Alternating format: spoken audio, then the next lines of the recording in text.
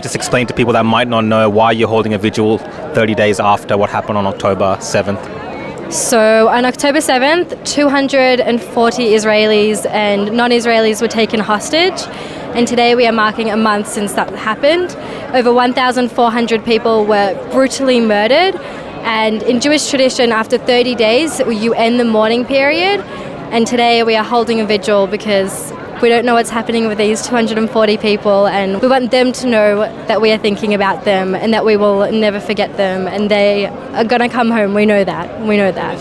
To think there was a celebration, people enjoying a dance party for peace. Kibbutzim, all about peace.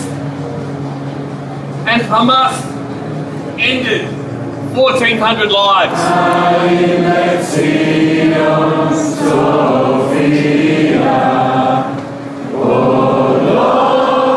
we sang Hatikva, which is the Israeli national anthem. Hatikva means hope. And a lot of the songs that we sing are all about hope. Another song that was sung was Od Yavo Shalom Aleinu, peace will come again to us. So that's really the nature of the Jewish people and the Israeli people. Even in the face of absolute horror and atrocities, we'll always hope for peace and hope for better days.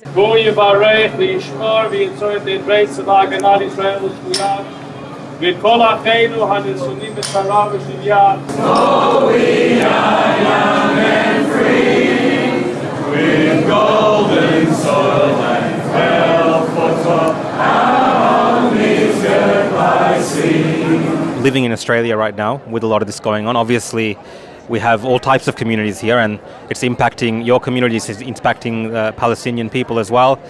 How do you as a young person communicate that to people around you? So I'm a uni student. It is a scary time to be a uni student, but it's the most important time to be a proud Jewish uni student and to go out there and speak to people and just advocate for what's happening, advocate for both sides. We want peace, and I think that the most important distinction to be made here is that if the Palestinians want peace, we would be marching together here. We would be calling for the 240 hostages to come back and call for a ceasefire after that. But it's not happening.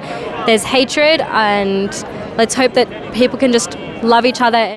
So important for all of you to be here today, loud and proud. Israel High.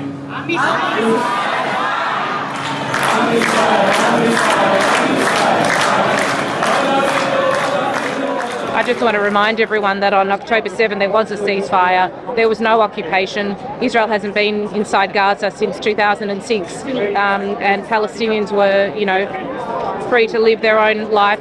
Obviously, it's not a great life because they're oppressed by Hamas. But the ceasefire was in operation, and it's constantly broken by Hamas and Hezbollah, who are just firing rockets, every single day. Now, I've been to some of the pro-Palestinian protests as well, and I've spoken to some of the people there, and what they tell me is that, yes, they're against the actions of Hamas on that day, but it's justified, and they say, you wouldn't understand because your people haven't been oppressed for 75 years. How do you as a Israeli Jewish person in Australia understand that aspect of where those people are coming from? I think it's been really the hardest part of all this is not only, bearing witness to the atrocities that have happened, but listening to people justify them. And I understand that people experience things differently, and we're going to have different opinions, and that's just the realities of life. But I don't see how you can ever justify going in and pulling babies out of their cots and slaughtering them and raping children and beheading and butchering and cutting off body. But that's not resistance. That's violence. They say that's fake. They say that's a hoax. They say that was a psyop by the government.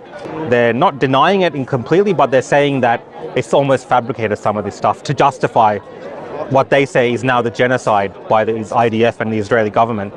How do you feel when people are saying that it's not real, it didn't happen?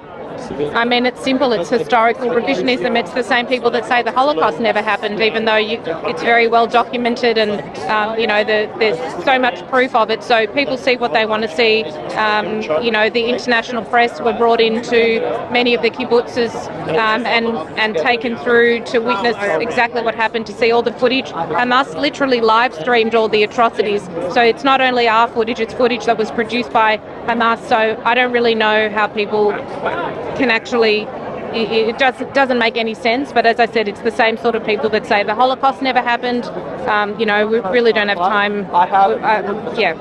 We just don't have time to talk to people like that, and that they're just brainwashed or in a, just makes no sense. We're seeing a lot of people, innocent people, getting caught up in the war.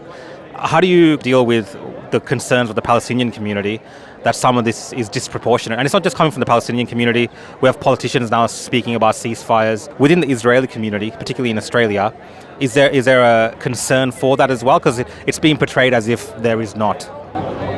So first things first, ceasefire. A ceasefire is not going to happen until Hamas is eliminated. They are a terrorist organization who are holding 240 innocent civilians hostage. So until we get them back and they are home, there's not going to be such thing as a ceasefire. I don't know where the calls are for Hamas to surrender. Where are those calls? Those are calls that are more important in my opinion.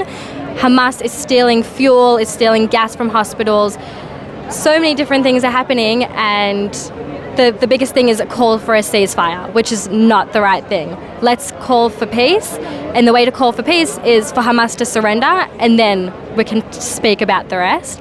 We want to be able to live with both Jews, Arabs, Muslims, Christians peacefully, but that's not happening because they're a terrorist and they don't care about the Palestinian lives, those terrorists.